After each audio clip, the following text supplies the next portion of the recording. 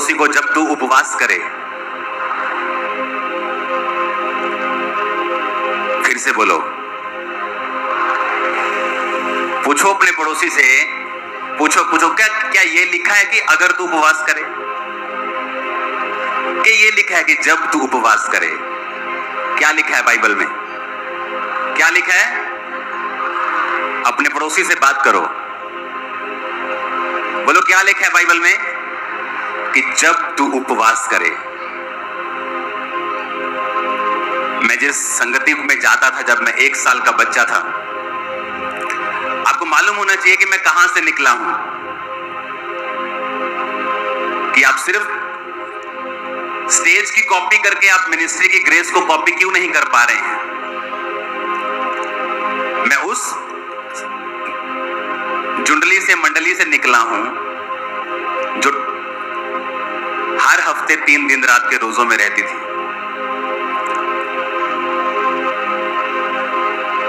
जो कुंवारे रहना पसंद करते थे। किसी की शादी होती थी, किसी की नहीं हुई तो वो टेंशन नहीं लेती थी। सब बहनें भाई पवित्रताई में थे, जो खराब थे वो अपने आप चले जाते थे। तो फास्टिंग हमारा एक रूटीन लाइफ थी। मैंने अपनी लाइफ में किसी को 40 दिन रात के रोजे रखते नहीं देखा, लेकिन अपनी स्पिरिचुअल सिस्टर को मैंने रखते देखा है। जब 40 रोजों के बाद वो बाहर आती थी, वो काफी भारी वेट की। जब 40 रोजे रख के वो निकलती थी तो उसके मुंह पर ऐसे निशान होते थे और मुंह पिचक जाता था 40 रोजों के बाद। आज अगर 2 रोजे रख के पिंपल हो जाए तो लड़कियां रोजा रखना छोड़ देती, हाय मेरा मुंह खराब हो गया, रिश्ता ही ना कैंसिल हो जाए। और वो 40 रोजे रख के जब बाहर निकलती थी, और हम उस मंडली में से थे जिसको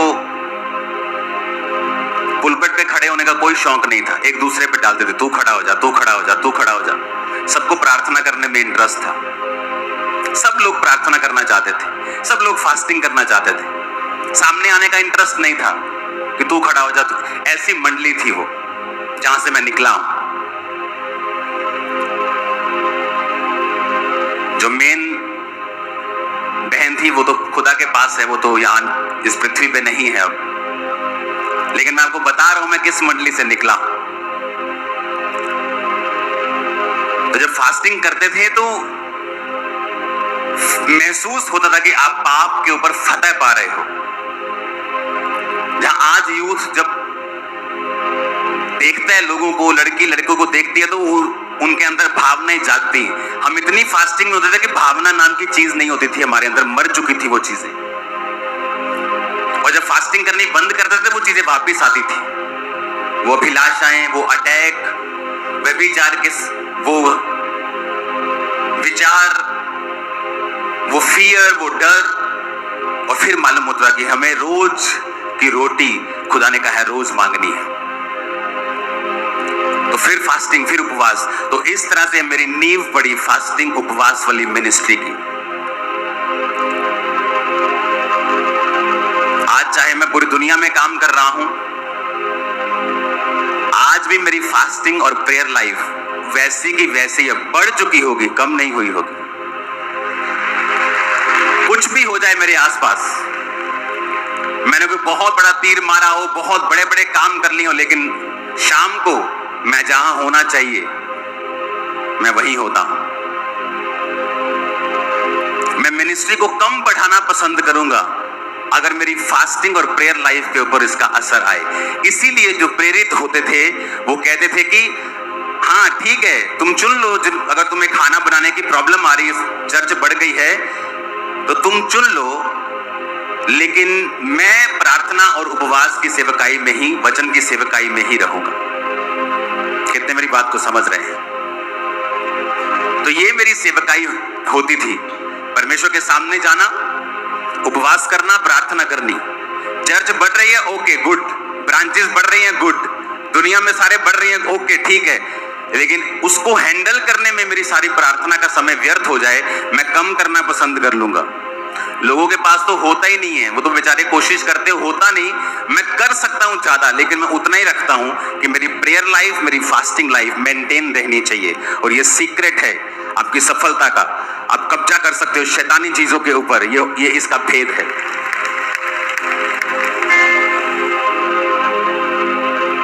इतनी हम फास्टिंग करते थे कि बीमार हो जाते थे फास्टिंग करके,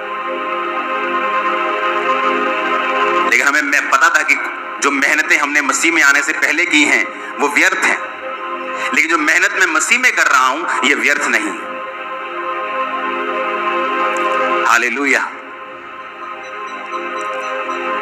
जो मेहनत मैं अब कर रहा हूं वो व्यर्थ थोड़ी है।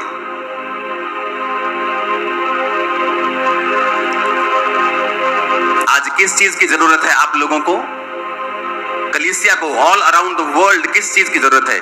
ऐसी संगतियों की जो आपको प्रार्थना में, उपवास में और जीवित वचन के पीछे चलाए।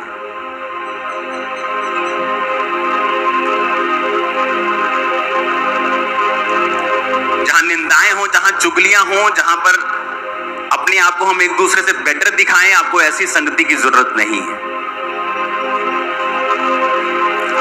जहां हम प्रार्थना में, उपवास में, जहां हम लोगों को परमेश्वर के करीब लेके जा सकें, ऐसी संगतियों की जरूरत है। कैसे मालूम आप लोग हेल्थी हो? लोग बोलते हैं मेरे पास 20 भेड़े हैं पर है बड़ी हेल्थी। अगर वो हेल्थी होती तो बच्चे जन्मती, 20 के 40 होते, कुछ निकल के अपना भी कुछ कर लेती, तब भी वो बढ़ती, वो 40 से 80 होती, 80 से 160 होती। अगर वो हेल्थी होती, अगर तुमने उसे खाना पानी दिया होता, अगर तुमने अच्छी परवरिश, अच्छी शिक्षा दी होती, तो भेड़ें बढ़ती। तुम्हारी भेड़ें बांझ इसलिए हैं क्योंकि तुमने वचन के नाम पर सिर्फ उन्हें निंदा और चुगलियां दी, इसलिए वो चर्च नहीं बढ़ी।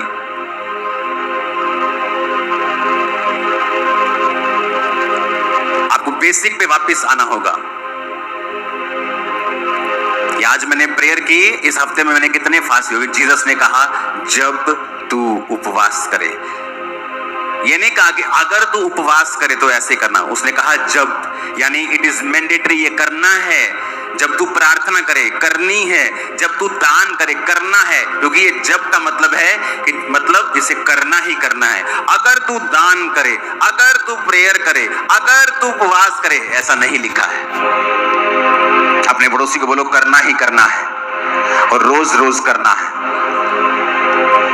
आप अपनी जंग 50% उस दिन जीत जाते हो जिस दिन आपको यह मालूम हो जाता है कि मेरी लाइफ में क्या कमी है।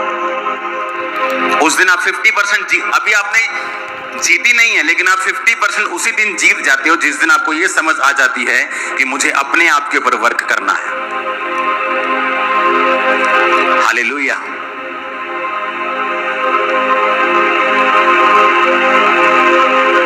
बाइबल में लिखा है पक्षपात मत कर, किसी के साथ भी पक्षपात, और बाइबल में लिखा है मुंह देखकर न्याय ना कर, वरन ठीक ठीक न्याय कर। खामरा चर्च जितनी बड़ी चर्च है कि हर व्यक्ति की आंखें इसकी ओर लगी रहती हैं 24 घंटे, एक सीसीटीवी की तरह हमें देखते रहते हो। और बहुत से लोगों ने मुझे कहा कि आपने जब फलाने ने गलती की आपने ये कहा, आपने जब धमकाने ने गलती की आपने ये कहा, अब आपके प्रधान ने गलती की आपने कुछ क्यों नहीं कहा? मैं इसलिए कहता हूं अधूरा ज्ञान बड़ा खतरनाक ज्ञान है और मूर्खता का कोई इलाज नहीं है। इस चर्च का कोई भी प्रधान नहीं है, इस चर्च का प्रधान मैं हूं, आपको ये मालूम होना चाहिए। अगर कोई यूट्यूबर किसी को प्रधान लिखता है तो उसे, और दूसरा उसे मान रहा है, तो वो दूसरे मूर्ख की गलती है। आप चर्च की एक भी ऑफिशियल पोस्ट दिखाओ जहां पर लिखा हो कि कोई पॉलिटिकल आदमी चर्च का प्रधान है। अब जेम्स बॉन्ड यहां पे पंजाब में आए, कोई बंदा बोल दे पंजाब का सीएम जेम्स बॉन्ड, और कोई दूसरा उसे पढ़ ले कि पंजाब का सीएम जेम्स बॉन्ड, तो वो पंजाब का सीएम थोड़ी बन जाएगा क्योंकि किसी यूट्यूबर ने लिख दिया और तुमने उसे मान लिया। चर्च की 3 बॉडीज हैं, एक है spiritual body, Ankur Narola ministries Khamra church is a spiritual body, जहां पर स्पिरिचुअल चीजें होती हैं, जहां पर स्पिरिचुअल आदमी सारे काम को संभालते हैं।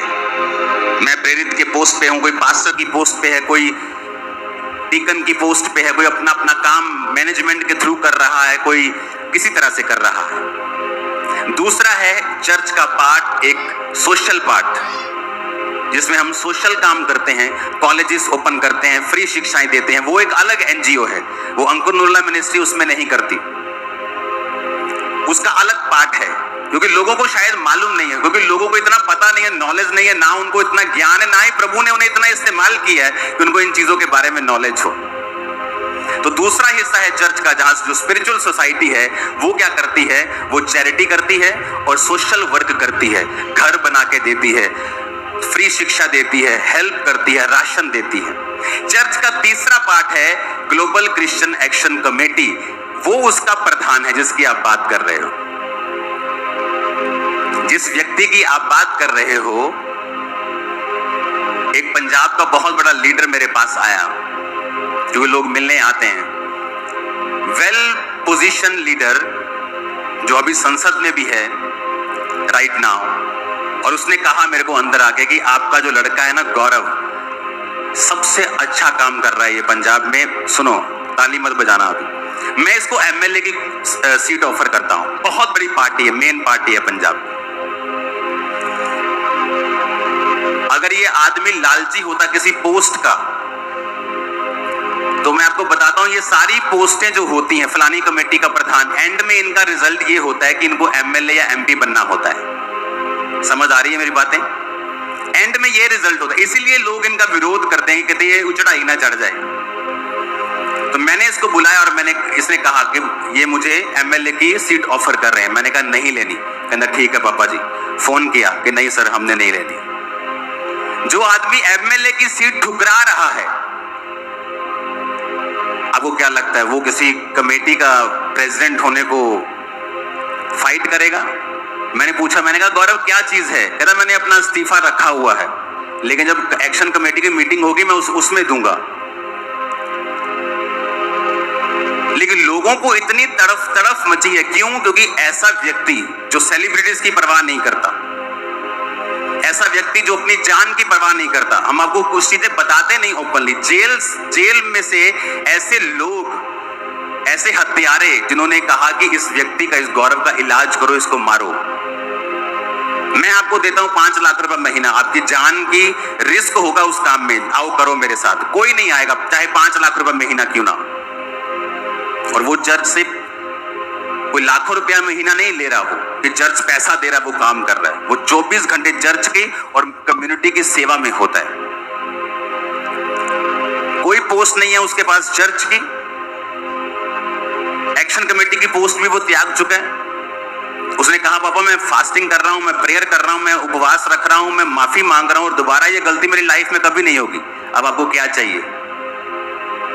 क्योंकि लोग आपसे जेलसी करते हैं, चर्च से जेलसी करते हैं, उनको मौका चाहिए कोई।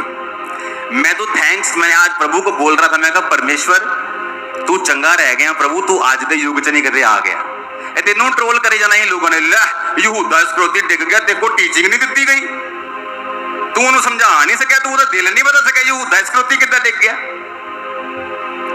इन्होंने शैमूल नूं फड़ लेना ही, लै शाऊल किद्दां डिग गया, तू नबी नहीं हैगा, सही तू सही शिक्षा नहीं दी। मूर्खो, पास्टर कह सकदा दारू ना पीओ, तुहाडे घरां च वड़ के उन्हें तुहाडीआं बोतलां थोड़ी फड़ लैणीआं हुण।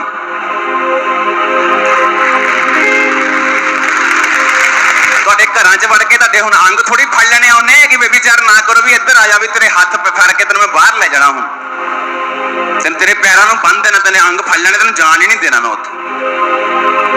पास्टर ने प्रीच करना, जे कोई गलती करेगा, जे उन्हें गलती की तो उसकी सजा उन्हें मिली है, उसकी बेइज्जती हुई है, लोगों च उसकी इंसल्ट हुई है, उन्हें कोई खत्म नहीं कर सकता। जे दाऊद ने गलती की उसकी इंसल्ट हुई, उन्हें अपने आप अपना इस्तीफा तैयार किया। खामरा चर्च में उसकी कोई पोजीशन नहीं है, वो मेरा स्पिरिचुअल सन है, मैं उन्हें स्पिरिचुअल सन के तौर पर देखता, जिन्हें पंजाब च एक्सीलेंट काम किया और अज भी एक्सीलेंट नंबर 1 ते काम कर रहा हो। ਉਹਨੇ ਮਿਸਟੇਕ ਕੀਤੀ, ਹਾਂ ਕੀਤੀ, ਉਹਦੀ ਸਜ਼ਾ ਉਹਨੂੰ ਮਿਲੀ, ਹਾਂ ਮਿਲੀ, ਪ੍ਰਭੂ ਨੇ ਮੈਨੂੰ ਸਜ਼ਾ ਦਿੱਤੀ ਹੋਏਗੀ, ਉਹਦੀ ਇਨਸਲਟ ਹੋਈ, ਉਹਨੂੰ ਕਿੰਨੀ ਬੇਚੈਨੀ ਫੀਲ ਹੋਈ ਹੋਏਗੀ, ਕਿਉਂਕਿ ਮਾਫੀ ਮੰਗਣ ਤੋਂ ਬਾਅਦ ਵੀ ਜਿਹੜਾ ਪਾਪ ਦਾ ਕੌਨਸੀਕੁਐਂਸ ਤੁਹਾਡੀ ਲਾਈਫ 'ਚੋਂ ਖਤਮ ਨਹੀਂ ਹੁੰਦਾ ਕਦੀ ਵੀ।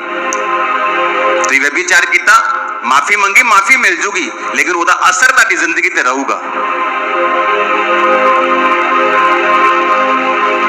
लेकिन लोगों को बहाना चाहिए सिर्फ, क्योंकि वो आपको, आपकी ग्रेस को, तुहाडे जिहड़े कीते काम आ उहदी बराबरी नहीं कर सकते हो। आज मैं खड़ के प्रचार कर रहा, सारे ने खड़े हो जाना, मैं कुर्सी पे बह गया, सारे ने कुर्सी पे बह जाना, जब मैं एक लत पे प्रचार करना शुरू करता, सारे ने एक लत पे करना शुरू कर देना। हाँ, अपना दिमाग सिर्फ जो इंटरनेट तो सुनिया, जो कॉपी की और उन्होंने बोलना शुरू कर दिया।